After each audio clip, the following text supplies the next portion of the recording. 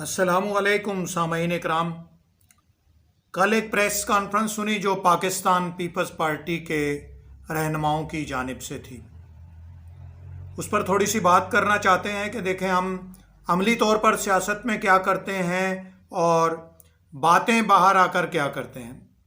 यानी हमारा अमल कुछ और होता है और हम बात कुछ और करते हैं, और हम करते कुछ और हैं और आवाम को बताते कुछ और हैं। पीपल्स पार्टी के लोगों ने प्रेस कॉन्फ्रेंस में ये कहा कि वो चाहते हैं कि इलेक्शन डिले ना किया जाए, फौरी तौर पर इलेक्शन का इनेकाद हो और इनमें किसी किस्म की ताख़ीर ना हो। तो मैं अपने अवाम को, अपने लोगों को ये बता देना चाहता हूँ कि मेरे मुल्क के अवाम इस कदर भोले भी नहीं हुए कि वो चंद रोज़ पहले की बातें भूल जाएं और फिर सियासतदान उनके सामने झूठ आकर कहते रहें और वो मान जाएं कि जो आज ये कह रहे हैं ये भी दुरुस्त है। अब हल्का बंदियों और मर्दमशुमारी के फैसले में पाकिस्तान पीपल्स पार्टी के वज़ीर आला मुराद अली शाह शामिल थे।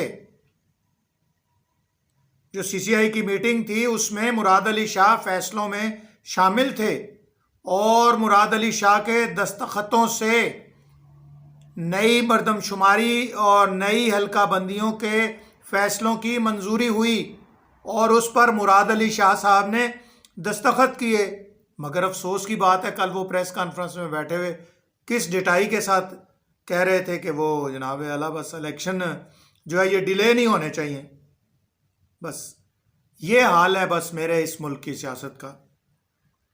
अब पाकिस्तान पीपल्स पार्टी अगर आवाम के सामने प्रेस कॉन्फ्रेंस करके ये कहती है कि इंतखाबात अपने वक्त पर होने चाहिए, तो मैं ये समझता हूँ ये आवाम के साथ धोखा है, कौल व फेल का तजाद है कि आपका कौल तो कुछ और था और फेल यानी अमल के साथ आप कुछ और जाहिर कर रहे हैं टेलीविज़न में आकर सामने। अब दूसरी बात देखें जो इस प्रेस कॉन्फ्रेंस में आवाम को धोखा दिया जा रहा था वो ये है कि ऑफिशियल सीक्रेट एक्ट जब कौमी असम्बली और सेनेट से ये पास किया गया तो पाकिस्तान पीपल्स पार्टी ने इस पर वोट दिया। क्या किया? पाकिस्तान पीपल्स पार्टी ने इस पर वोट दिया। लेकिन अब कल पाकिस्तान पीपल्स पार्टी ने प्रेस कॉन्फ्रेंस में कहा कि ऑफिशियल सीक्रेट एक्ट कानून नहीं बने। ऑफिशियल सीक्रेट एक्ट की कानून साजी और इसकी तैयारी में पाकिस्तान पीपल्स पार्टी बराबर की हिस्सेदार थी। जनाब आपने वोट दिया, असम्बली में बैठे हुए थे, हाँ में हाँ मिलाई तो आप शामिल थे। अब इस कानून को पास करने में अगर ये शरीक थे तो अब ये कैसे कह रहे हैं कि वो कानून ही नहीं बने और गलत तरीके से नाफिज हो रहे हैं? तो भाईजान सारी गलतियों का बोझ आप मुस्लिम लीग नवाज, मौलाना फजलुर रहमान, शहबाज शरीफ या फजलुर रहमान पर नहीं डाल सकते।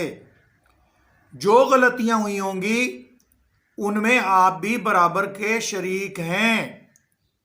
तो हजूर वाला आवाम को बेवकूफ़ ना बनाए, ना ही बेवकूफ़ समझे। बस आपसे इतनी ही गुजारिश है और ना ही आपके उस कहने के मुताबिक आवाम बेवकूफ़ हैं।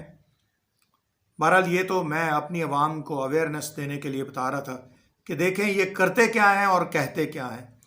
इंशाअल्लाह फिर किसी नए वीलॉग के साथ आपके सामने हाज़िर होऊंगा। अल्लाह मेरा और आपका हामी नासिर हो।